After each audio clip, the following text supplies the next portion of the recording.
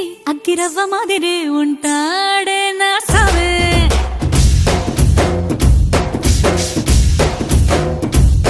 మెత్తాని పత్తి పువ్వుల మరే సంటో